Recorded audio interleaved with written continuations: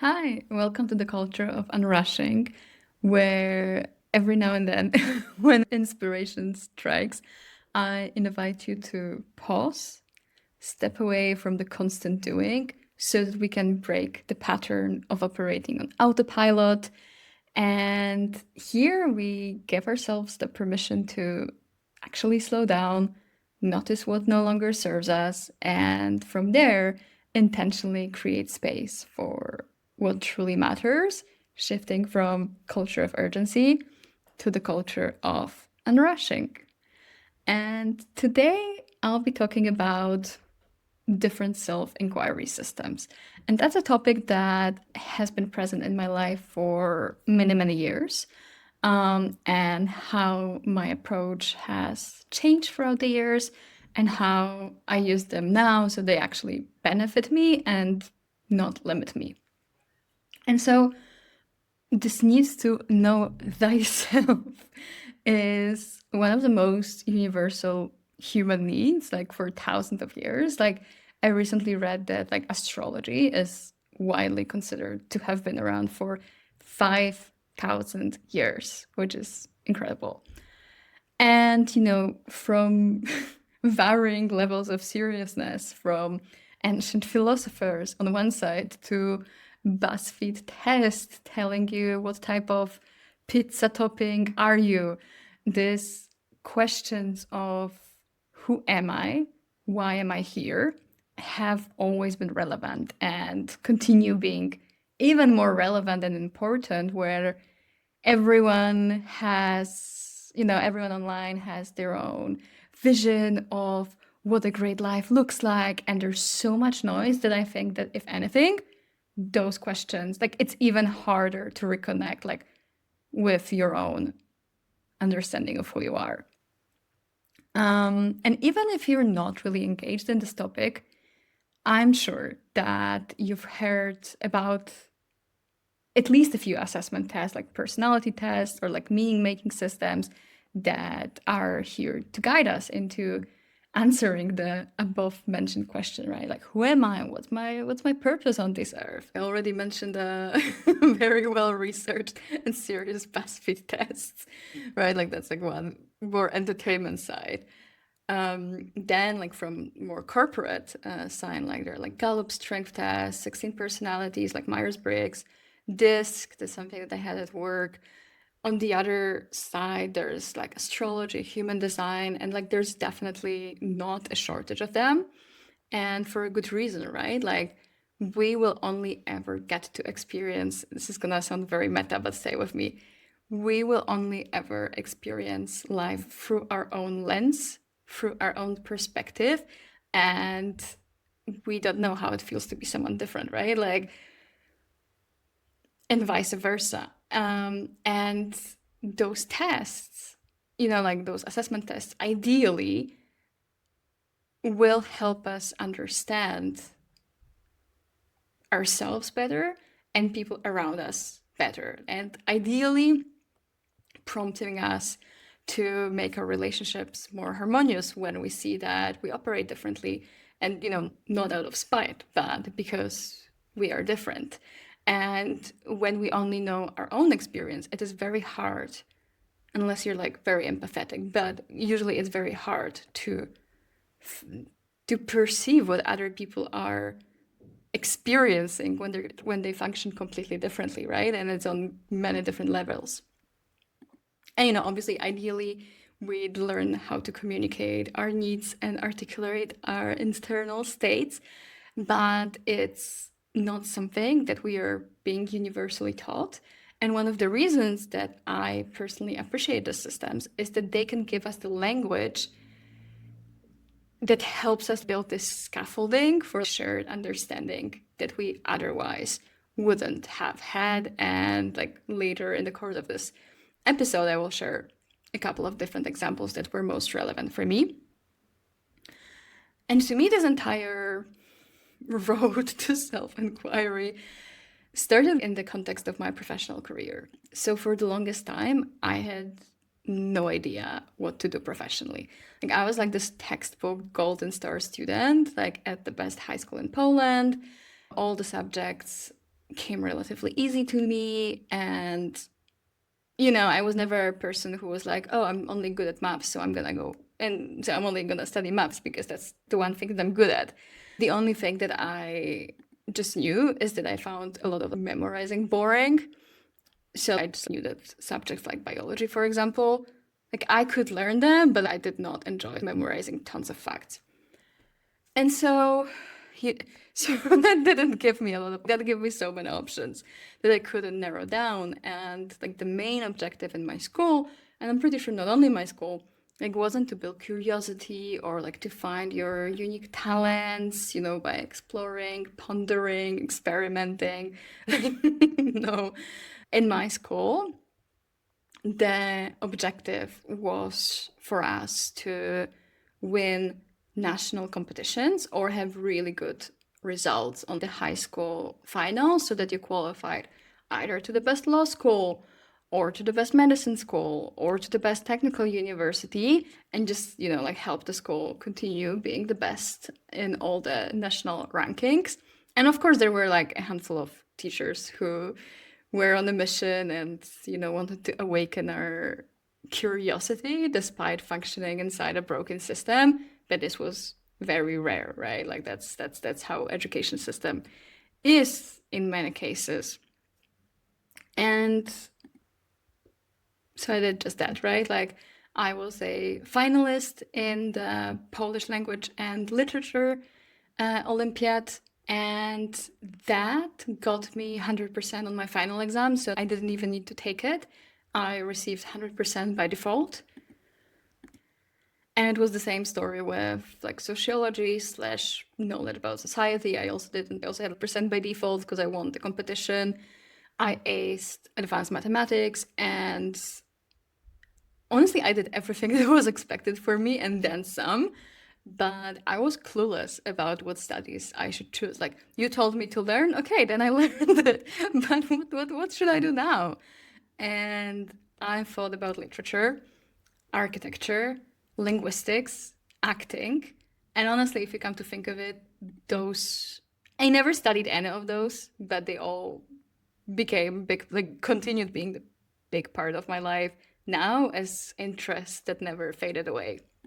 But I never chose any of those fields because like I didn't know if I can make any money out of it, and also wouldn't be a waste if I'm good at maths. And for so many people it comes so difficult, and for me it comes so easily. It'd be stupid not to use the skills. Or like, are those studies like prestigious enough? Because back then I was taught to care a lot about status. And all in all, I went to business school because it allowed me to pursue an international career, and it also felt like the study is so broad that I can postpone my decision making by a couple of years. And I knew from day one that I could not care less about finance and accounting. And I had 5 courses on accounting, like throughout 3 years. But you know, since I had no better idea on what I want to do with myself, and honestly, I felt shame that I want to try something else, but I don't know what it is. So I stuck with my studies, and I don't regret it because it did give me international career, and you know, the grass is always greener and so on. Like I can never say that I would have been happier if I did something else. And my university also happened to be very practical. I was writing for a Students' Monthly magazine. I coordinated a huge charity concert for 2,000 guests.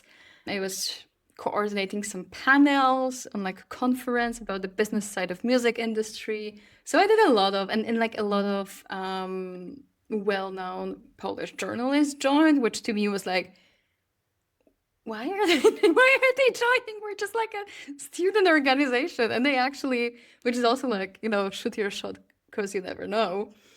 But in essence, I did a lot of fun things that had very little to do with my course of study. And I'm happy with my choice right now, even though it wasn't very full-hearted. But okay, I digress. It's like 10 minutes in and I haven't even started on the self-inquiry. But I think this background is important because I know I'm not the only one who was just like floating around and like listening to other people's advice, like, oh, you're good at maths, you should be doing this, oh, you're this. But you never really ask yourself, okay, cool, but like, what do I want? Right? So now I'm actually floating into the main topic of what I wanted to talk about today. Right? So, as I said, like this question of who am I? What's my purpose? What should I dedicate my time and energy towards? I've always known I'm smart and I have tons of potential. I'm also very modest, as you can see. Like, I've always known that I can achieve a lot and like have a lot of impact. And I felt like I have a lot to give to the world, but I was channeling it in ways that were not benefiting me, and they were not benefiting the world as they could. And so these questions never really left me, and if anything they intensified with each quote unquote failed employment where I was just lacking impact, or I was just got bored after a few months. Like most of my jobs in my 20s, I quit after about a year or a year and a half. I was good at them. I was getting promotions, like I could make it higher up, but I just felt like my soul was leaving my body. I was waking up feeling like meh. Even the thought of getting a promotion did not excite me. Like obviously it's like I live on planet Earth. I prefer to earn more money than less money, obviously. So getting extra money was a motivation, but it just in itself, when I looked what my next step could be, when I looked at my managers and like how they like what their work is like, I'm like, nah, I'm good. I want to go somewhere else. And how do you even approach finding answers to a question this big and vague? Oh, what's my purpose here on Earth? And I recently heard in one of Priya's Parker, she's an author of The Art of Gathering, and she has like a paid Substack live, and she was quoting I think he's like a cultural commentator, David Brooks, that no question worthy of pursuit is answerable in a lifetime. And I really liked this quote and I wrote it down to reference sometime in the future, which happens sooner than later, because it shows that it's a long-term pursuit. It's just like, like what's my purpose? Like what am I best suited to do? It's not like a tidy little question that you can answer on a day off with a guidebook and like 2 writing prompts or ask a chatbot and bam, you're done, you know what you do. And by the way, I also did that. I remember when I had one of my personal crises of who am I and so on. I read a book by a pair of designers. I think they were from Stanford. Like the book is good. Like there's no shade to the book. It's really good.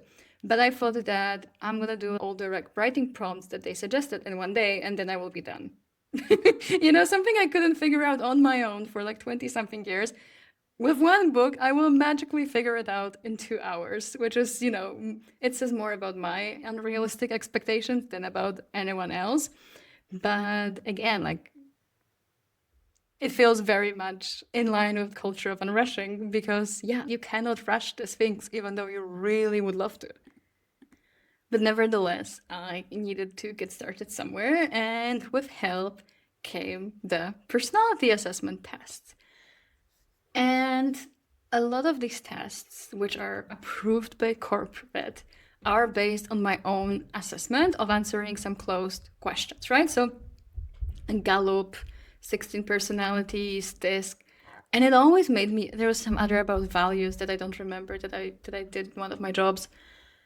And it always made me wonder how valid those results are because, like I've already shared, I've always been like a good girl, golden star student, and I've always kind of known what answer is expected of me, like what outcome, what answer is supposed to be the desired one.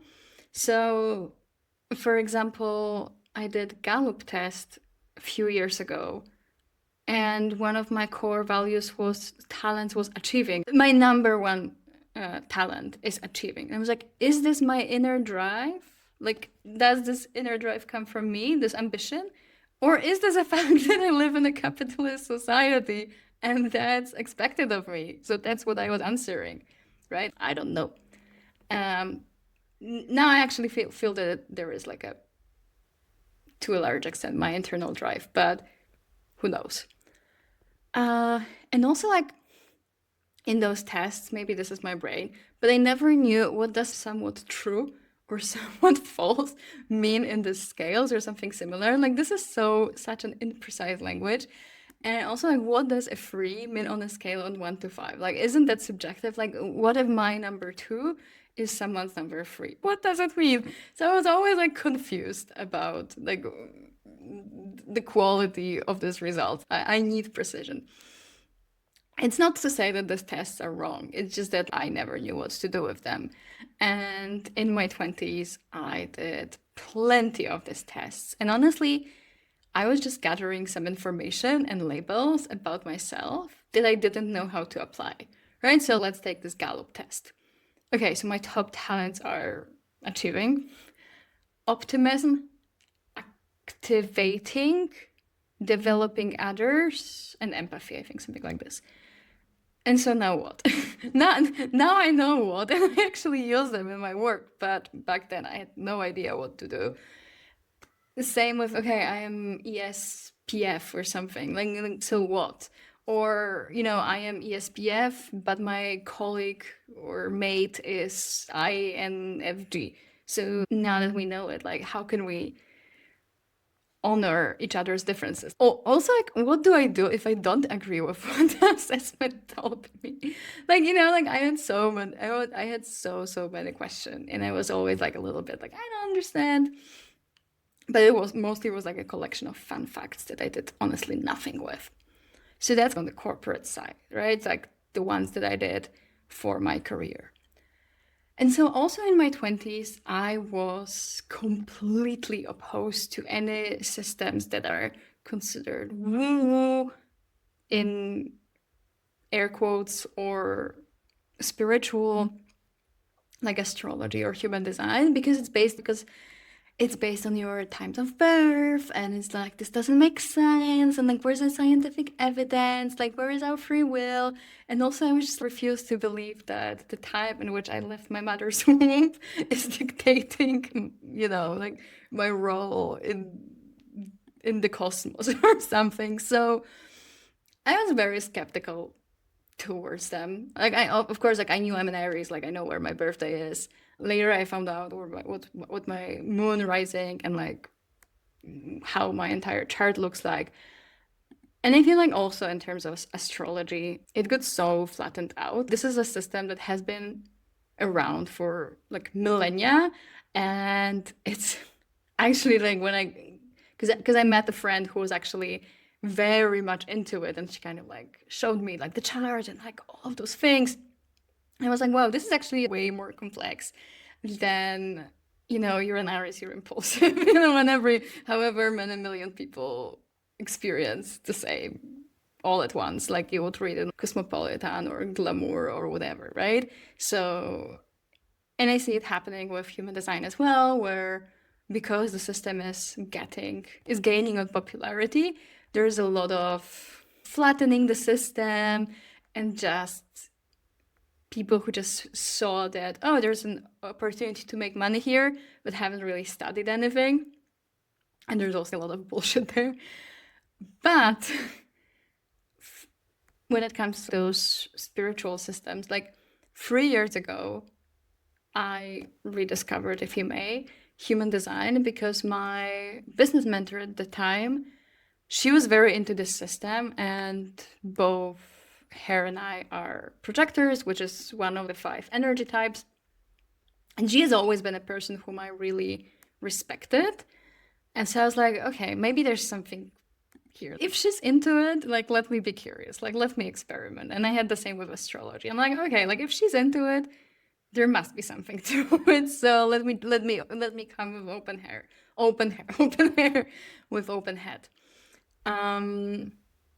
But when it comes to human design, I heard about the system in, I think 2019, and I was like, okay, I checked, like I put my birthday data, check that I'm projector, and my strength is in what I can see, like, like the not how much I can do, but what can I see, and kind of like noticing the patterns, thinking in systems, and that my best opportunities come to me when I'm invited, which is also what is this elusive invitation, and not when I force them.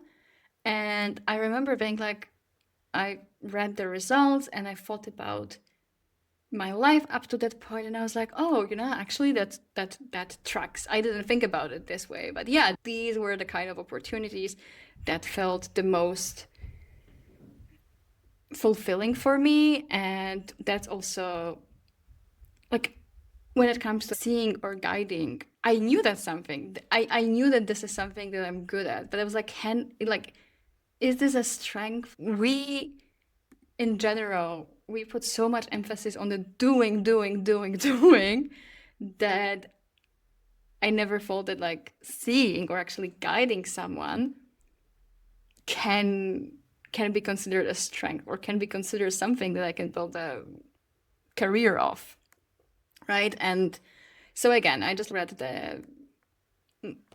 this results, consider this a fun fact about myself. Also, it inflated my ego because they said that I'm naturally very wise. And I took it and did nothing and just continued overworking myself, and like proving that I can outwork other people until I got so depleted that I no longer couldn't. And in 2023, I was in a completely different place than in 2019. I mean, not physically, because I still stayed in the same apartment, but emotionally. I mentioned about, losing my mom, which honestly made me a lot of things, but made it even clearer for me that life is short, and I don't want to live anymore by someone else's rules. Some of you may know that I actually quit my agency job like a half a year after she died, because this was a kind of job where I had to log every single hour of my time, and bill it. And I was just like, can I like put an hour for thinking? Like, do I have time to think, or do I have to only do and generate?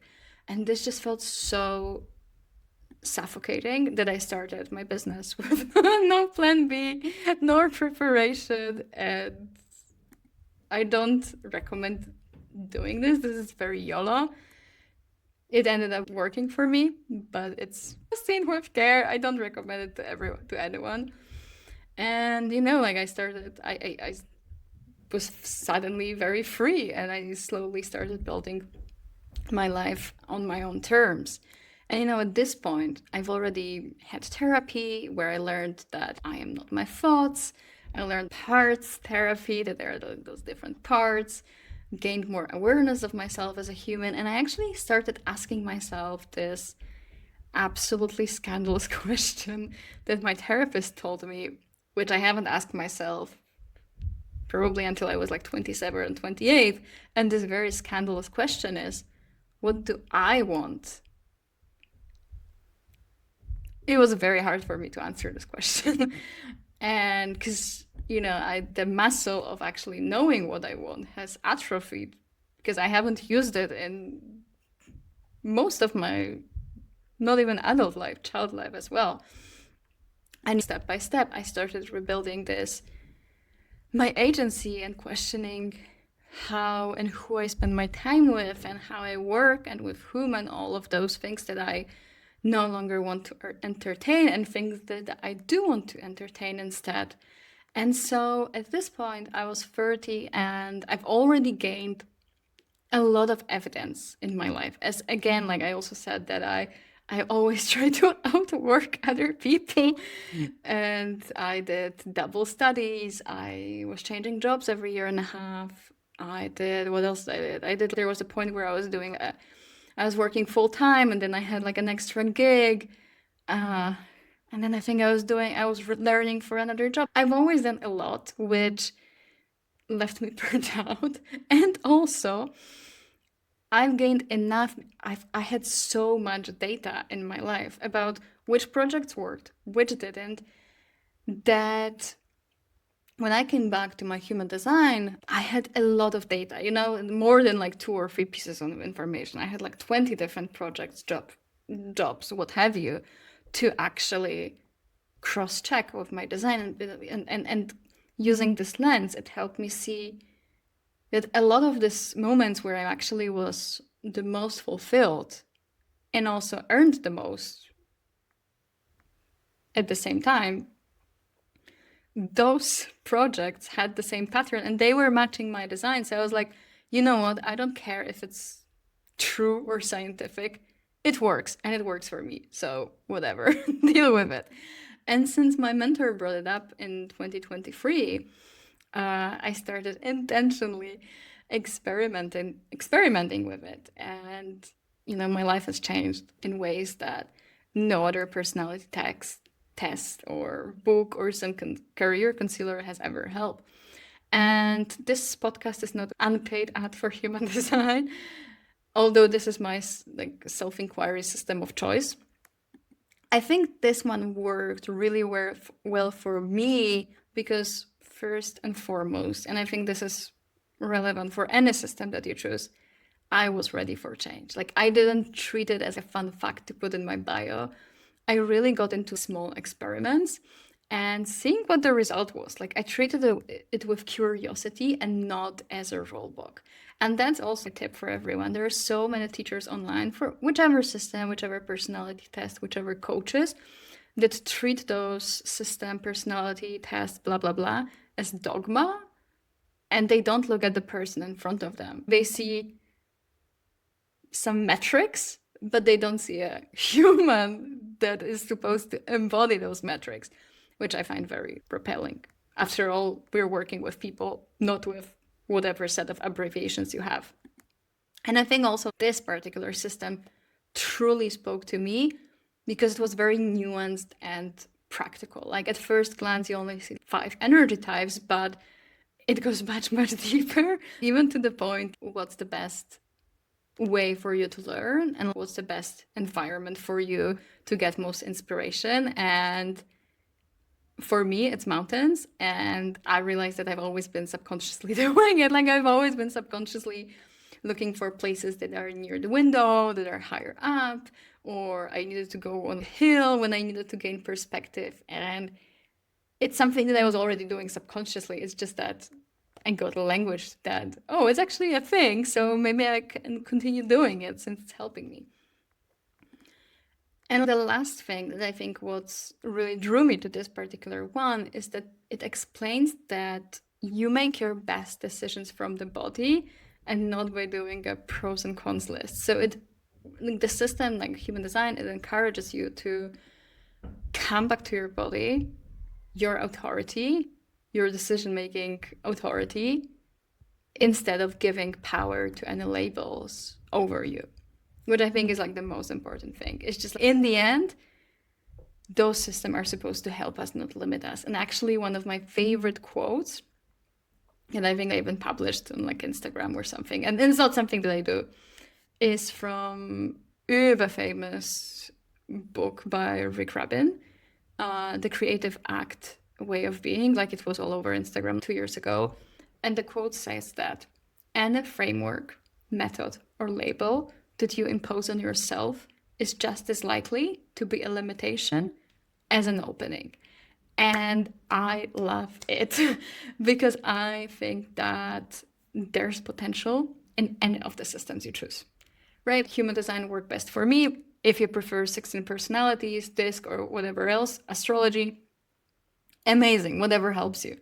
But the test itself gives you just information. And I see so many people stopping there, right? And not only stopping there, but even using these labels as handy excuses and limitations, which is something that I find really lame, right? So let me give examples from my own design, right? Like, I'm a projector. So this is a very shitty, like, excuse to say, oh, I need to wait for an invitation, so I'm just gonna sit at home, wait for someone to invite me, doing nothing, and I'm just gonna sit bitter, surprised, nothing ever happened, right? Or I'm an Aries, so I'm very impatient and hot-headed, so I cannot do long-term planning. Or I'm an introvert, so I can never public speak. And you know, and on and on and on and on. And it's just like, no, those systems are supposed to help us reflect, help us see and articulate what's special about us. If we ourselves had troubles to actually verbalize it, but not limit us. It's just, to me, this is like the same principle as being asked a really good, those systems can act as similarly as being asked a really good question, or working with a really good mentor who sees you and makes you reflect in ways that you didn't think of before, right? Like that, it's kind of like stops you in your tracks, and it's like a crack, you know, it stops you in the crack, and it stops you in the track, and it's like there's like a crack in the old wall that like needed repainting, but you just got used to the color. For me, it was with the fact that actually me being able to see patterns and see hidden dynamics, and always being the person who heard it, oh my god, it's not that deep. Actually, you know, that's my strength. So I'm doing a disservice to myself, and I'm doing to the service to people who could benefit from it by not using it. And it's something that I knew, but I just like, if I haven't found a system that articulated it for me, or I haven't found a mentor or someone who actually reflected it back to me, I probably wouldn't have known. Right? Once I actually started acknowledging this strength in myself, you know, other people followed. Like that's kind of like one of the things that when you recognize yourself first, then other people start seeing it as well. And that was more on a personal side, trying to understand myself, right? And what's my talent? What's something that's so obvious to me that like I don't even notice it. But it also helped me understand people around me, right? Like I think the most useful was that we make decisions differently, that we learn and process information differently. So that's also a really practical application of it in everyday life. And I also used this knowledge that I have of different systems and different axes and ways in which human experiences and human strengths are grouped. I also use them in mentoring, and that's also how I both mentor and how I choose people I work with. And to me, a good specialist, and I think I also said it 15 minutes before in this episode, but I will reiterate that to me, a good specialist is the one who focuses on the person in front of them first and foremost, right? So let's take instead of like a system or label or the certainties that they had, and let's take a good old example of focusing on one thing at a time, right? Like raise your hand if you've ever heard it. Finish what you started, blah, blah, blah, blah, blah. And that's a decent advice for some people, but it's horrible, for example, if we use human design terms, it's horrible for manifesting generators who are just built to mix and match, go fast, skip steps, and they're actually there to show us that the unrelated things make sense together. Like they're just channels of energy, and they are not erratic. Like they are actually thriving, where they can experiment, start things, follow what lights them up, finish some, not finish others. And if I were a specialist who only focused on my own experience and a narrow universal method and not on the person in front of me, not getting curious enough about them or their experience, not knowing which question to ask them, I would only operate in a very narrow understanding of what the process, business, or whatever can look like. And I wouldn't really be a good specialist, because if you are only retailing your own method, it might work for some, it might not work for others, and it's just expecting the same advice to work for everyone is just unrealistic. We function so differently, and that's where those systems help me understand, because I don't know how it feels to be a manifestor or manifesting generator or other types, or like INFJ, or or have different Gallup strengths. Like I don't know, because I don't have them. So if I treated everyone with the same level of understanding that I have, why would I want them to copy me if they have like gifts themselves? Like, you know what I mean? And learning about these different systems gave me dimensions that I ask my question with, and it really enriched how I work with other people, right? And what type of questions I ask, instead of assuming that everyone must follow this one rule or respond to something in a one and only way. And to start wrapping up this episode, I see that every single one is getting longer and longer. The better you know yourself, the more connected you are to your body, to your inner voice, the more obvious those choices and decisions are. And that's the gist of it. Like, no system, like those systems, like any systems, they are simplifications of reality. They're also like experiments to many things. They're not, they group you into certain categories, but they cannot tell you about your individual experience. And only you can answer about your individual experience when you listen to yourself, to your body cues, to your intuition, to your gut, or however you want to call it, but filtering it through your own filters. But throughout our entire education and professional lives, like, we are taught to outsource our decision making to everyone around us. Like I told you in this moderately sad story in the beginning of this episode, like, both humans and systems alike. And like, while some of those tests, they might limit you if you let them, they can also open you up as you are getting closer to knowing and trusting yourself.